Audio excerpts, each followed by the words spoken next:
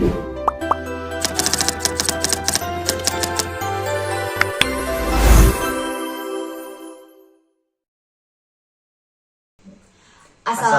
warahmatullahi wabarakatuh. Perkenalkan, saya Alita Ramadhani. Perkenalkan, saya Damsik.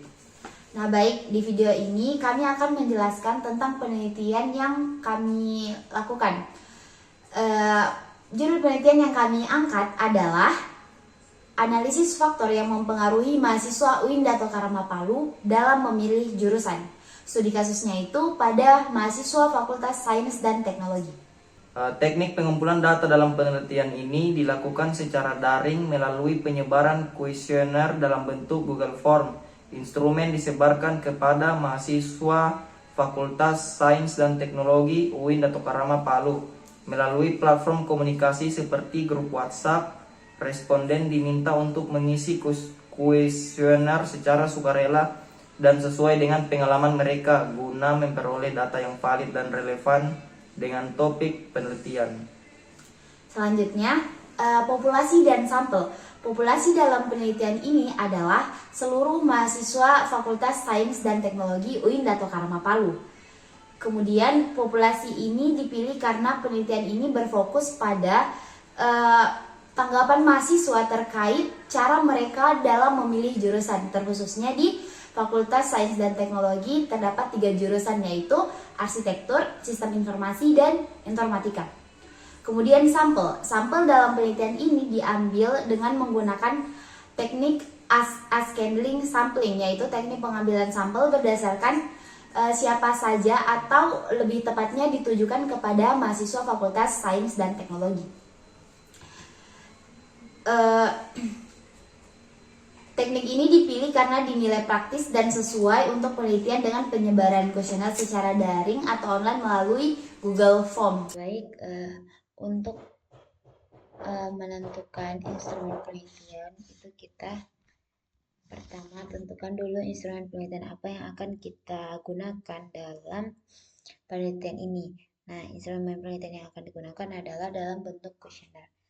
Untuk membuat kuesioner atau pernyataannya itu, terlebih dahulu kita tentukan dulu variabelnya. Variabelnya itu berdasarkan dari mana? Variabelnya berdasarkan dari judul penelitian kita. Judul penelitian yang kami angkat itu adalah analisis faktor yang mempengaruhi mahasiswa UIN dalam memilih jurusan kan. Nah, makanya itu variabel pertamanya itu adalah faktor yang mempengaruhi. Nah, setelah ditahu variabelnya, kita tentukan indikatornya. Misalnya, indikator yang pertama itu tentang faktor minat dan kebutuhan pribadi. Nah, kita carilah sumbernya. Kita cari sumbernya tentang indikator ini. Nah, maka didapatkan. Dari sumber tersebut kita lihat-lihat apa yang dibahas di dalamnya yang terkait dengan faktor minat dan keperluan pribadi. Nah, setelah tahu indikatornya juga dan sudah baca jurnalnya juga, maka dari itu kita sudah bisa membuat pernyataan dari indikator satu yang indikatornya itu adalah faktor minat dan keperluan pribadi. Misal ini pernyataan pertama yang kita buat itu adalah saya memilih jurusan ini sesuai dengan minat pribadi saya. Kemudian yang kedua, saya merasa jurusan ini bukan pilihan saya sendiri. Nah, seperti itu. Begitupun seterusnya. Untuk indikator kedua, itu faktor pengaruh orang tua. Nah, setelah kita tahu indikatornya, kita susunlah pernyataannya lagi. Contoh pernyataan pertama di indikator kedua itu, keluarga saya mendukung penuh pilihan jurusan saya. Yang kedua, saya memilih jurusan yang kami pandang dari orang lain. Nah, kita itu buat berdasarkan jurnal yang kita baca. Dan itu ada positif dan negatifnya, itu tergantung dari kita yang tentukan.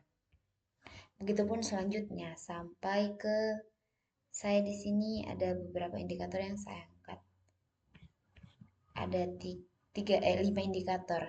Tapi ini untuk variabel yang faktor yang mempengaruhi, ada 2 indikator. Kemudian indikator 3 sampai indikator 5 ini adalah dalam pemilihan jurusan. Nah, Kita masuk indikator yang ketiga, variabelnya pemilihan jurusan. Pernyataannya kita susun sebagai berikut. Saya tidak terlalu mengenal jurusan ini sebelum masuk, atau saya mendapatkan banyak informasi sebelum memilih jurusan ini. Seperti itu. Kemudian dari indikator dari segi fasilitas dan akademik, kita susun lagi pernyataannya. Terus dari segi indikator emosional dan kepuasan dalam memilih jurusan gitu. Oke. Jadi sekarang kita mau hitung data mentahnya dulu. Nah, di sini kita masuk ke kuesioner. Terus kita lihat responden pertama, kemudian kita masukkan di file Excel. Oke, sekarang ini data pertamanya kita lihat di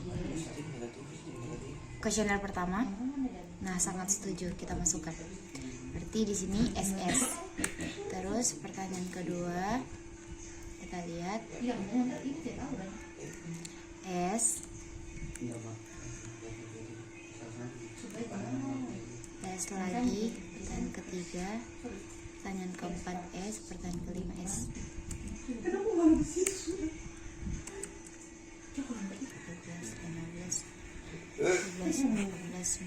20. Oke, jadi karena di sini sampai 20 S, jadi kita masukkan.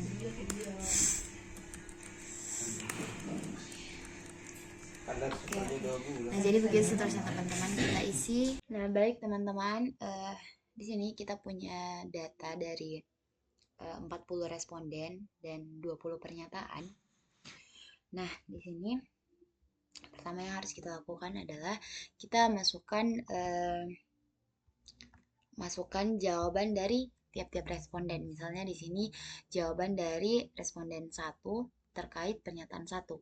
Nah, jawaban dari responden 1 dari pernyataan dari pernyataan 1 yaitu sangat setuju, maka kita masukkan di kolom ini itu sangat SS supaya lebih singkat. Kemudian di jawaban pernyataan kedua dari responden 1 itu dia menjawab setuju, makanya kita masukkan S. Dan pernyataan ketiga dari responden 1 setuju lagi, maka kita masukkan S. Begitupun seterusnya sampai pernyataan ke-20. Selanjutnya untuk responden 2 itu sama saja dengan responden 1. Itu kita masukkan sesuai dengan jawaban yang sesuai dari jawaban mereka, dari tiap-tiap responden. Ini kan tabel pertama, terus kita pindah lagi ke tabel kedua yang isinya, nah seperti ini. Kita buat dulu bedakan antara mana sih pernyataan yang positif dan mana pernyataan yang negatif. Setelah kita tentukan dan kita buat juga seperti ini, kita pindah ke kolom responden 1 di pernyataan 1 di sini. Nah, kita lihat, kita bisa masukkan rumus seperti demikian.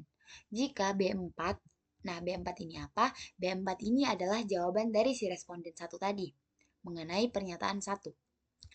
Nah, karena nilainya positif, jadi kita buat rumus seperti berikut. Jawaban dari jika responden 1 menjawab sangat setuju, maka itu nilainya 5. Jika responden 1 menjawab setuju atau S, maka nilainya 4. Jika dia menjawab netral, nilainya 3. Jika dia menjawab tidak setuju, nilainya 2. Jika dia menjawab sangat tidak setuju, maka nilainya 1. Nah, itu untuk positif. Setelah kita masukkan rumusnya, kita enter dan kita lihat jawabannya. Nah, sesuai dengan rumusnya tadi, karena si responden 1 menjawab sangat setuju, maka dia hasilnya keluar nilainya 5 kan? Nah, oke, seperti itu. Seterusnya kita pindah ke untuk pernyataan yang kedua atau pernyataannya juga itu negatif. Nah, jika C4 ini apa? C4 ini jawaban dari si responden pertama tadi terkait pernyataan kedua yang bentuk pernyataannya itu negatif. Jika si responden 1 menjawab sangat setuju, itu nilainya 1. Terus kalau dia menjawab, karena ini nilainya negatif, jadi itu nilainya 1. Berbeda dengan nilai yang positif tadi, itu nilainya 5. jika si responden menjawab setuju, maka nilainya 2. Jika menjawab netral, nilainya 3. Jika menjawab tidak setuju, nilainya 4. Dan jika dia menjawab sangat tidak setuju, maka nilainya 5. Ini antara kebalikan dari 5 ke 1 antara positif dan negatif. Begitupun nah, kita dapatkan hasilnya 2 kan, karena si responden menjawab setuju. Begitupun sampai pernyataan ke-20. Sampai kita cari semuanya dari responden 1 sampai ke responden 40 di semua pertanyaan, yaitu 20 pernyataan. Terus kita pindah ke validitas. Nah, tadi kan kita sudah cari semuanya ya. Kita sudah tentukan nilainya berapa, sudah tentukan totalnya juga. Nah, terus kita masuk ke untuk mencari validitas itu kita tentukan dulu X-nya, hasil X-nya. Nah, untuk mencari hasil X-nya ini itu kita gunakan rumus sum. Kemudian kita tarik dari jawaban pernyataan 1 dari tiap-tiap responden sampai 40 responden. Nah, kita tarik ini B4 sampai B87. Sampai di bawah sampai responden 40. Nah, ini hasilnya. Nah, setelah kita dapat untuk yang pernyataan 1, kita bisa langsung tarik ke samping sampai ke pernyataan ke-20. Sampai sini. Oke? Nah, kita pindah lagi untuk menentukan hasil Y-nya. Hasil Y-nya itu dari mana? Hasil Y-nya itu adalah jumlah keseluruhan, jumlah total di setiap jawaban dari tiap-tiap responden dari 20 pernyataan. Misal responden 1 itu totalnya dari 20 pertanyaan, nilai totalnya adalah 61. Nah, itu pun sampai responden 40. Untuk nilai Y-nya kita langsung tarik menggunakan sum, baru tarik nilai dari total yang dari sini sampai responden 40. Terus untuk hasil XY itu, untuk mencari hasil XY, kita gunakan rumus sebagai berikut. B48 dikali V48. B48 ini dari mana? B48 ini adalah pernyataan 1 dari responden 1. Itu dikali dengan total dari jawaban dari pernyataan dari responden 1. Begitupun seterusnya. Untuk menentukan hasil XY di bagian pernyataan 1, kita gunakan rumus ini. Nah, setelah mendapat di responden 1, setelah mendapat di pernyataan 1, kita langsung tarik ke samping saja untuk mendapatkan hasil XY dari tiap-tiap pernyataan. Lanjut, untuk mencari X akar 2, itu kita gunakan rumus ini. Hasil X itu di akar 2 kan, hasil X akar 2 itu ini. Jawaban dari tiap-tiap responden kita pangkat 2 kan. Hasil dari, nilai dari tiap-tiap responden di pernyataan 1 kita pangkat 2 kan. Seperti ini. Nah, begitupun seterusnya. Kita langsung tarik ke samping saja. Untuk pernyataan kedua sampai pernyataan ke-20.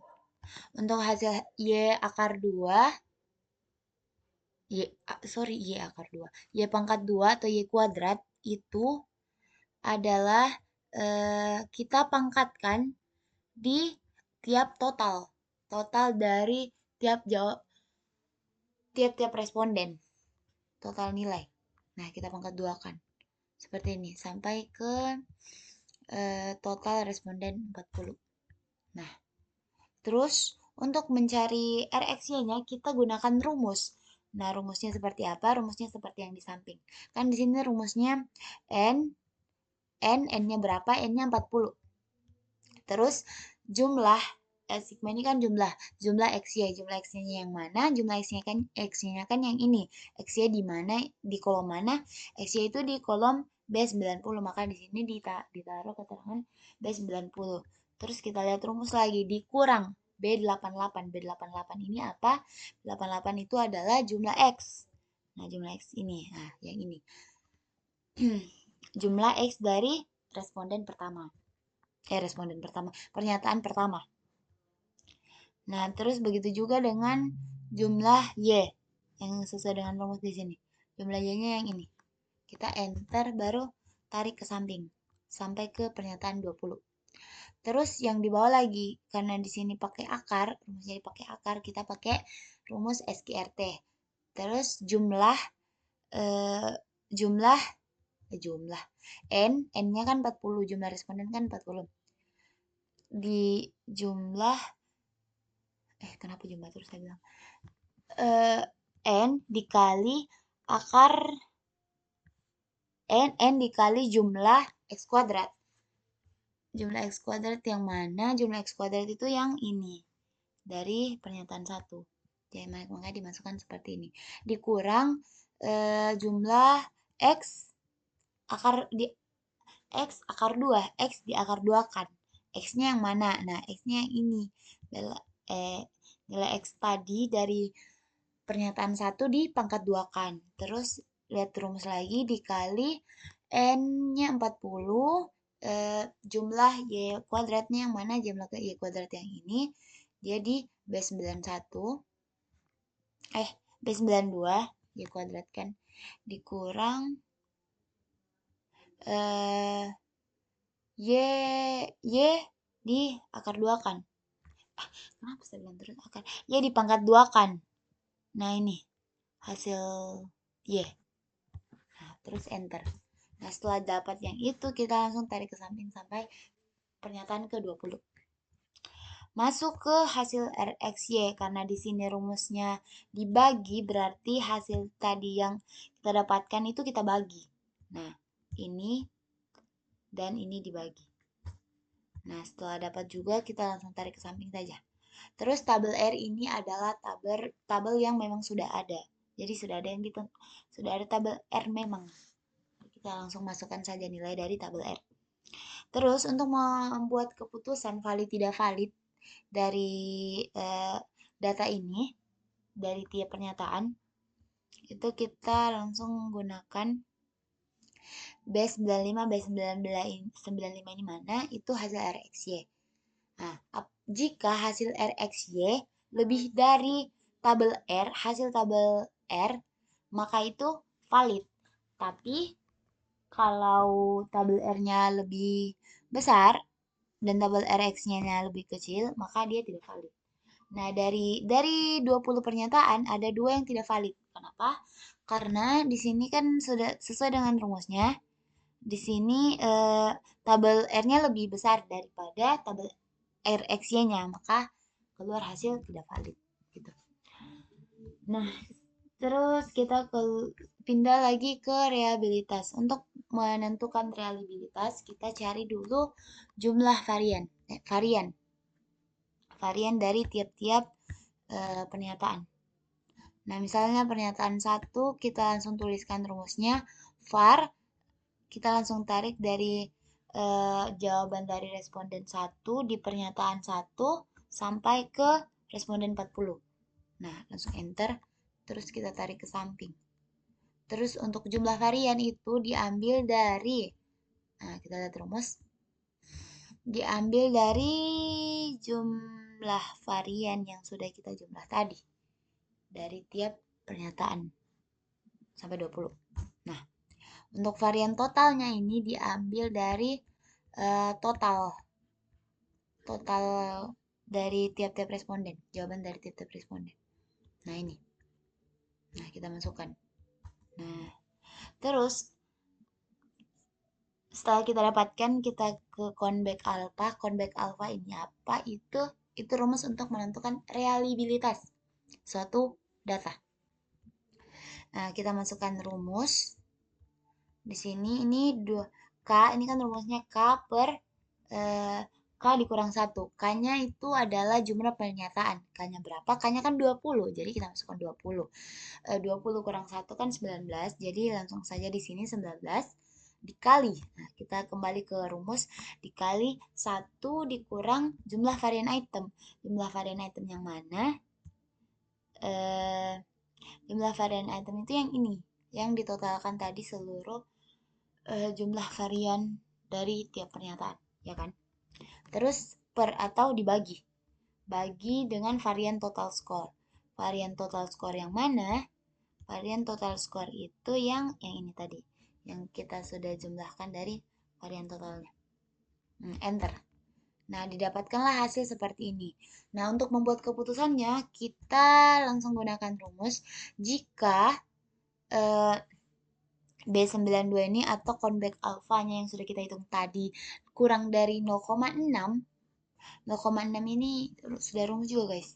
0,6, maka dia tidak reliable. Sedangkan kalau lebih dari 0,6, dia reliable.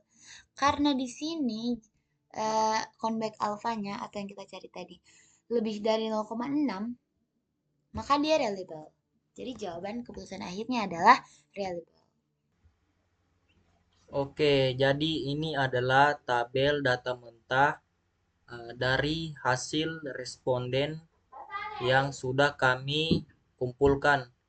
Jadi seluruhnya itu totalnya ada 40 responden.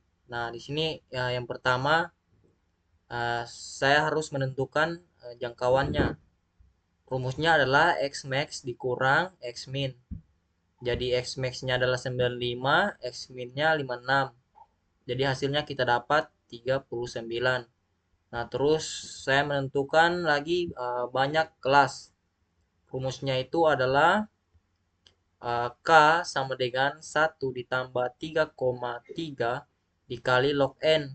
Log N itu adalah banyak data. Nah, banyak datanya sini ada 40. Nah, dari hasil semua perhitungan ini, saya dapatkan 6,29. Nah, tinggal saya buatkan ke atas, dia menjadi 7. Nah, setelah itu, saya menentukan panjang kelas. Rumusnya itu adalah J per K sama dengan J-nya itu 39, terus K-nya 7. Nah, 39 dibagi 7, hasilnya 5,5714. Dibulatkan ke atas menjadi 6. Jadi selanjutnya di sini kami dapatkan tabel distribusi frekuensi. Nah, pertama kolom nilai. Nah, di kolom nilai ini adalah pembagian data ke dalam beberapa kelas berdasarkan panjang kelas P yang sudah kita tentukan, yaitu 6. Nah, kelas dimulai dari nilai terkecil, yaitu 56, dan bertambah sebesar 6 di setiap kelas.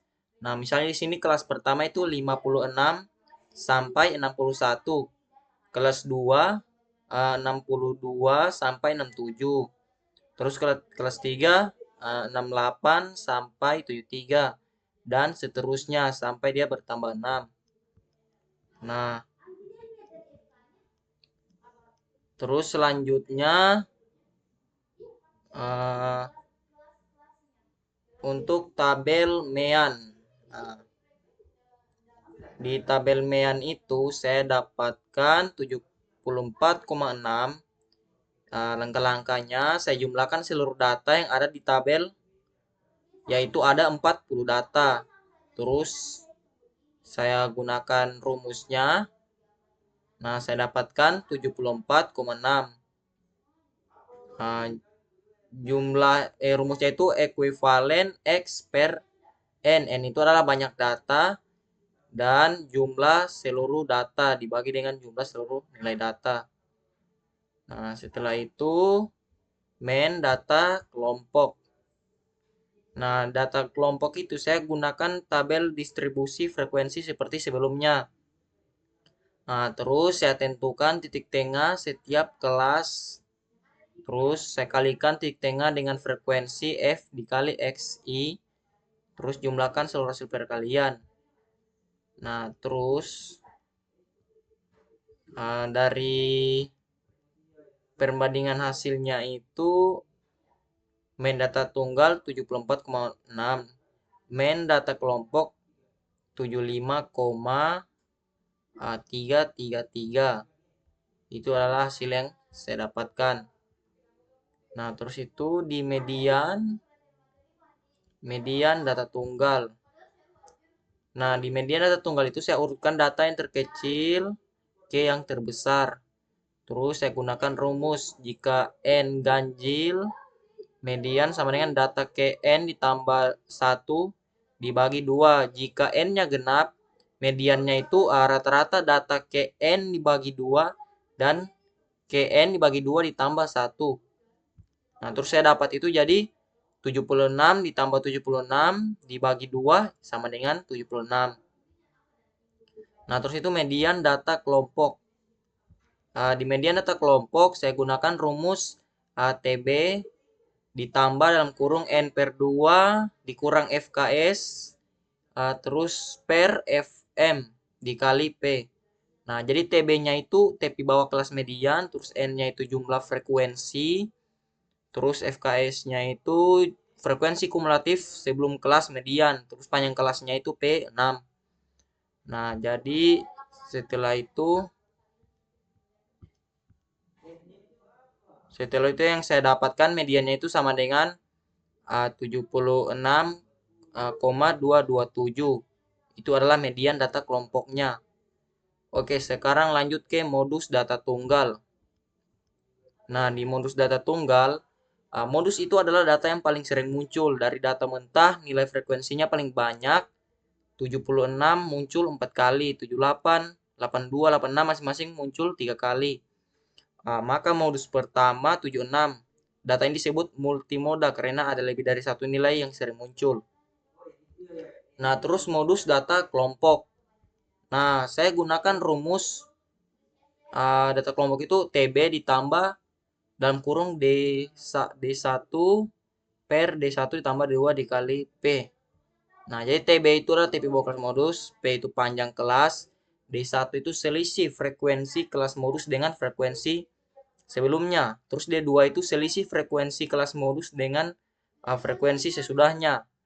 Nah, jadi di sini saya dapatkan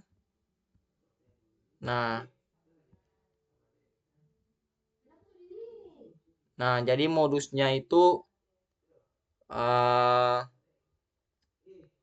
dari rumus yang saya jelaskan tadi dia dapatkan 76,929. Selanjutnya untuk ukuran pemusatan data yang keempat yaitu adalah kuartil. Nah, untuk mencari kuartil, pertama kita tentukan dulu kelas key yang mana yang mau kita cari. Untuk misalnya kita mau cari Q1 dulu kan. Nah, di sini kita langsung kasih masukkan rumus 1/4. Kenapa 1/4? Karena yang mau kita cari adalah kuartil ke 1. Nah, terus 1/4 dikali 83 ini adalah jumlah data. Nah, terus setelah kita dapatkan, kita blok di sini yang mana yang Q1 yang merupakan kelas Q1. Kelas Q1 kan di sini yang ini kan. Nah, cara menentukan kelas Q1 itu sama kayak tadi. Dia dihitung dari sini. 1, 2, 3, 4, 5, 6, 7, 8, 9, 10. Kita cari yang ke 10, data yang ke 10. Makanya didapatkan yang ini.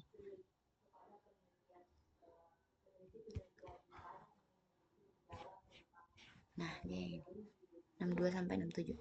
Nah, setelah didapatkan kita cari lagi FKS-nya. Cara menentukan FKS adalah kita melihat dari frekuensi kumulatif sebelum kelas Q1 itu. Terus kita cari lagi P-nya. Nah, di sini kita cari P-nya. P-nya itu adalah panjang kelas. Nah, langsung kita masukkan rumus seperti ini. Kita masukkan hasil TB dari kelas Q1 ditambah dengan kelas Q dikurang FKS-nya, kemudian dibagi dengan frekuensi yang ada di kelas Q1 itu, dan dikali panjang kelas. Nah, maka hasilnya seperti itu. Begitupun juga dengan Q2 dan Q3. Rumusnya sesuai, kan ini sudah didapatkan. Nah,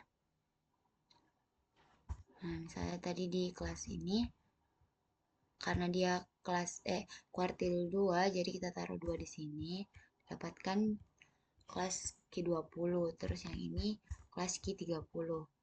Nah, kita dapatkan juga kelas FKS yang sebelumnya, ini FK frekuensi kumulatif untuk kelas Q2, frekuensi kumulatif untuk kelas Q3. Nah, maka kita masukkan rumusnya seperti demikian. Oke. Baik, kita lanjut untuk desil. Untuk menentukan desil, kita tentukan dulu desil keberapa yang mau kita cari. Nah, misal di sini saya mau cari desil ke-8. Maka pas mencari kelas D-nya, saya masukkan rumus seperti ini.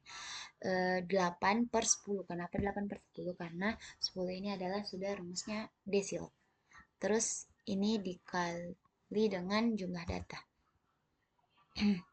Untuk FKS-nya itu kan tadi kita dapat kelasnya yang ke-32. Nah, kelas 32 itu masuk di yang ini.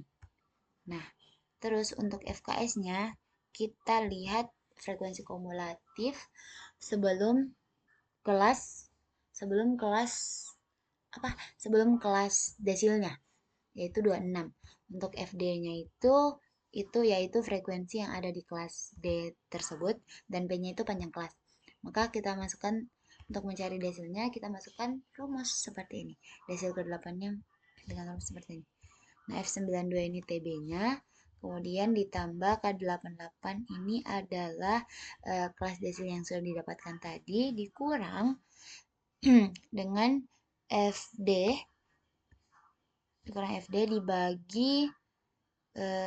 dibagi dengan FKS-nya dan dikali dengan panjang kelas. Maka hasilnya seperti itu. Selanjutnya persentil. Untuk mencari persentil juga kita tentukan dulu persentil yang keberapa yang kita cari. Misal di sini saya mencari persentil ke 60. Nah, maka 60/100 dibagi 40 itu jumlah data. Wah, sebenarnya bisa begini, guys. Dibagi ini. Nah, gitu. Terus, maka kita dapatkanlah, kita blok lagi di sini. Terus pas mau cari FKS-nya, kita lihat frekuensi kumulatif dari kelas sebelum kelas persentilnya. Nah, untuk FP-nya itu kita lihat di kelas persentil frekuensi dari kelas persentil yang kita dapat. P-nya panjang kelas. Oke, kemudian Setelah kita menghitung data mentahnya tadi, sekarang kita hitung ukuran penyebaran datanya. Di ukuran penyebaran data yang pertama itu ada simpangan rata-rata. Untuk mencari simpangan rata-rata, kita tentukan frekuensinya kan sudah ditentukan. Titik tengahnya tadi juga sudah. Nah, sekarang kita langsung masukkan rumus saja. FI kali XI. FI-nya yang mana? FI-nya itu frekuensi dan XI-nya titik tengah. FI dikali XI. Maka hasilnya seperti berikut. Kemudian supaya tidak sulit, maka ini langsung ditarik saja ke bawah. Oke, hasilnya sama kan? Kemudian ini kita tentukan juga XI dikurang X barnya. Nah, di sini kita menggunakan ABS karena ini memang rumusnya itu nilai mutlak. Nilai mutlak itu di dalam Excel menggunakan ABS. Nah, nilai mutlak kita masukkan nilai XI-nya berapa, X-kan yang ini, terus X barnya yang mana? X bar itu yang ini. Baik, X barnya dikunci karena kan nanti dia dipakai terus untuk mencari nilai ini, XI kurang X bar. Nah, tinggal ditarik kayak tadi. Terus ini FI dikali XI kurang X bar. FI-nya kan ini frekuensi. Jadi 6 dikali 16,1. Kan itu nilainya XI kurang X bar. Tentukan seterusnya ditarik. Kemudian jumlahkan nilai dari FI kali nilai mutlak XI kurang X bar. Nah, ini hasilnya. Setelah itu sudah bisa ditentukan simpangan rata-ratanya berapa. Simpangan rata-ratanya adalah caranya cari jumlah dari sini FI kali jumlah mutlak FI kurang X bar dibagi 40 dibagi jumlah data. Selanjutnya untuk ukuran penyebaran, kita pindah ke ukuran penyebaran data. Untuk penyebaran data kita mencari varians dan standar deviasi. Nah, untuk mencari varians itu kita butuh frekuensi, titik tengah,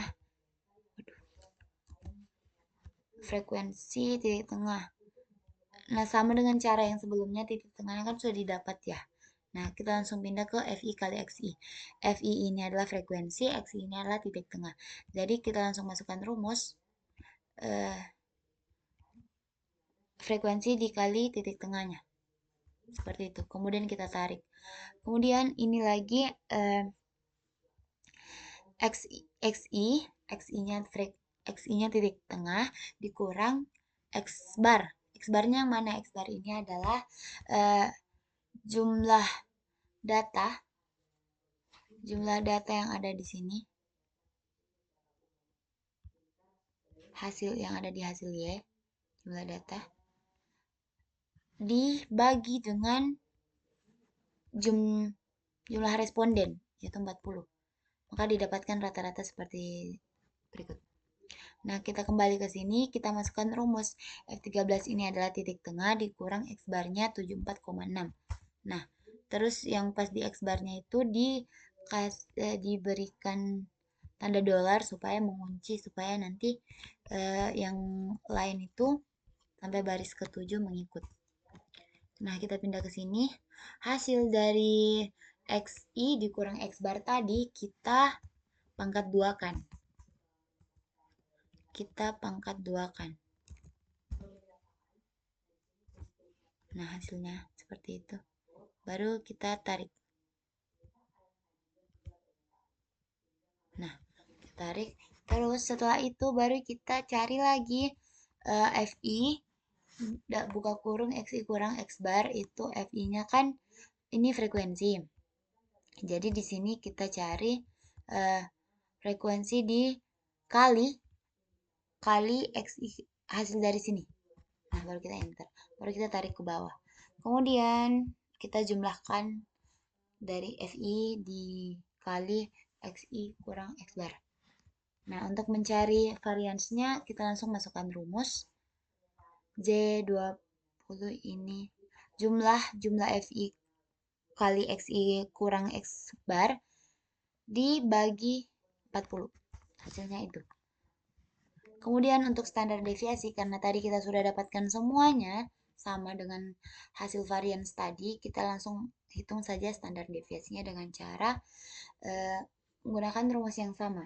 SK, karena di rumus standar deviasi itu, bisa lupa ambil rumusnya. Rumus standar deviasi nanti akan kami tampilkan di laporan untuk rumusnya. Standar deviasi SKRT dari akar dari varians. Nah, gitu. Oke, kita dapatkan hasil seperti demikian. Sekian. Oke, seperti itu. Nah, selanjutnya untuk mencari koefisien variasi, karena tadi sebelumnya sudah didapatkan nilai variansnya dan nilai standar deviasinya, kita langsung bisa masukkan rumus saja seperti berikut. Nah, ini sudah rumus koefisien variasi pada umumnya. Nah, ini itu standar deviasi dibagi X bar. X barnya kan ini. Dikali 100. Maka dapatkan hasil seperti ini, dan jangan lupa tambahkan persen di belakangnya. Karena koefisien variasi itu pakai persen. Baik, sekian dari kami. Mohon maaf bila ada kesalahan dan kekurangan. Kami akhiri. Wassalamualaikum warahmatullahi wabarakatuh.